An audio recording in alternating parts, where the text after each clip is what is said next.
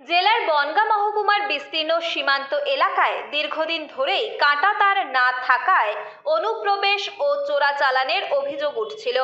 এবার সেই সমস্যার সমাধানে উদ্যোগী হলো নতুন রাজ্য সরকার। রাজ্যে বিজেপি সরকার ক্ষমতায় আসার পর প্রথম মন্ত্রিসভার বৈঠকেই মুখ্যমন্ত্রী শুভেন্দু অধিকারী ঘোষণা করেন আগামী ৪৫ দিনের মধ্যে রাজ্যের সমস্ত ওপেন বর্ডারে কাঁটাতার বসানোর জন্য বিএসএফকে প্রয়োজনীয় জমি দেওয়া হবে। পাশাপাশি সীমান্ত এলাকায় অনুপ্রবেশ, চোরাচালান ও অন্যান্য বেআইনি কার্যকলাপ রুখতে বিএসএফকে পূর্ণ সহযোগিতার আশ্বাস দেয় রাজ্য সরকার। হ্যাঁ, এখানে কাঁটাতার দেওয়া হলে আমরা নিরাপত্তা থাকবো, না তো ওপর থেকে সাইডেই বাংলাদেশ, ওপর থেকে এসে যখন তখন আমাদের ক্ষতি হয়ে যেতে পারে। রাত্রের বেলা আমরা ভয়েই থাকি। আমাদের এই কাঁটাতার হলে খুবই সুবিধা হয়, নিচেই বিএসএফ থাকে। হ্যাঁ, বিএসএফ আছে, কিন্তু সব জায়গায় তো করতে পারে না ডিউটি, কত জায়গায় বসে আছে। আমরা যে আগে দেখেছি, এখন সেসব কাজ নেই। ওপার থেকে যখন তখন গন্ডগোল হতেই পারে এসে রাত্রের বেলা। বিএসএফ তো সব জায়গায় নেই, জায়গায় জায়গায় আছে। সব জায়গায় তার কাটা হলে যেন নিরাপত্তায় থাকবো, ততটা নেই আমরা। আমরা রিহাই পাই একটু, পুরা আসাত নাই চলে আসে এদিকে। আমরা ঘরে থাকবো, যদি এই দরজা টরজা খোলা থাকে সন্ধ্যা রাত্রি, আগে হুড়ুর করে ঘরে ঢুকে যেত। আমরা ঠিক পেতাম না। আমার তখন ৮ চালা ঘর ছিল, মাটির ঘর। একটা অভ্যাসের কাছে পরিণত হয়। আতঙ্ক আছে, এটা ঠিকই। তবে বিএসএফ ঘন ঘন দিয়েছে না এখন, ওই জন্যই ভালো আছে এখন।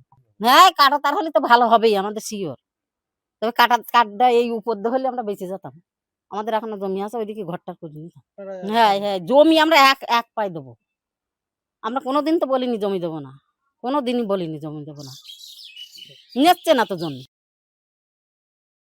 উত্তর ২৪ পরগনার বনগাঁ মহকুমার বিস্তীর্ণ সীমান্তবর্তী এলাকায় এখনো বহু জায়গায় কাঁটাতার বসানো সম্ভব হয়নি। ফলে সীমান্ত লাগোয়া গ্রামগুলিতে দীর্ঘদিন ধরেই নিরাপত্তা নিয়ে উদ্বেগ ছিল সাধারণ মানুষের মধ্যে।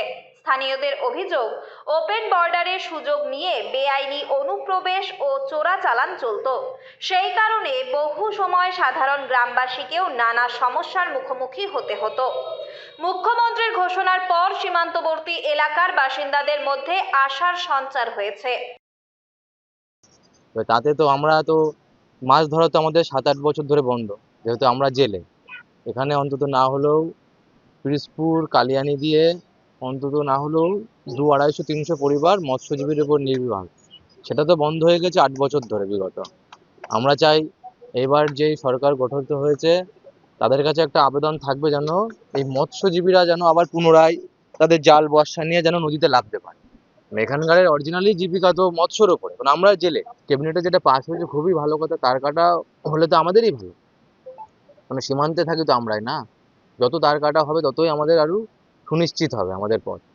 তাই আমরা একটাই আবেদন, যেন সঠিকভাবে তার কাটা হয়, আর যে মাপটা দরকার সেই মাপেই যেন যায়। নির্দিষ্ট সীমার মধ্যেই কাঁটাতার নির্মাণ করা হোক, যাতে ভারতীয় ভূখণ্ডে বসবাসকারী মানুষদের নিরাপত্তা যেমন বাড়ে, তেমনি স্বাভাবিক জীবনযাত্রাও বজায় থাকে। স্থানীয়দের একাংশের বক্তব্য, দীর্ঘদিন কাঁটাতার না থাকার কারণে নিরাপত্তার স্বার্থে বিএসএফ এর কড়া নজরদারি ও বিভিন্ন বিধিনিষেধের মধ্যে থাকতে হতো সীমান্তবাসীদের। কৃষিকাজ, যাতায়াত থেকে শুরু করে দৈনন্দিন জীবনেও সমস্যার সম্মুখীন হতে হতো অনেককে। একদম সীমান্তে বাড়ি আমাদের। এই যে বাঁটটা, এই নদীটা আমাদের পুরো, ওপরে হচ্ছে পিলার। এই জমি কি সব ছেড়ে দেবে সরকার? আমাদের জমি তো আমরা মাছ ধরি, সেসব তো সব চলে যাচ্ছে ওই পাশে, তাহলে আমরা যাবো কি দিয়ে? সীমানা মানে এই নদীটা পুরো আমাদের ইন্ডিয়ার মধ্যে, সেই নদীটা চলে যাচ্ছে ওদের দিকে। প্রায় আসতো আর আমাদের আক্রমণ করতো, আর এখন তো তা পারবে না। বিএসএফ এখন ঘন দিয়ে এখন আর আসে না। তাদের আশা, কাঁটাতার বসানোর কাজ সম্পূর্ণ হলে সীমান্ত এলাকায় নিরাপত্তা আরও মজবুত হবে এবং সাধারণ মানুষের জীবনযাত্রায়ও মিলবে স্বস্তি। এখন দেখার, ঘোষণার পর কত দ্রুত বাস্তবায়িত হয় এই কাজ ও সীমান্তবাসীদের মেলে দীর্ঘদিনের সমস্যার সমাধান। উত্তর ২৪ পরগনা থেকে রুদ্র নারায়ণ রায়ের রিপোর্ট, লোকাল ১৮ বাংলা।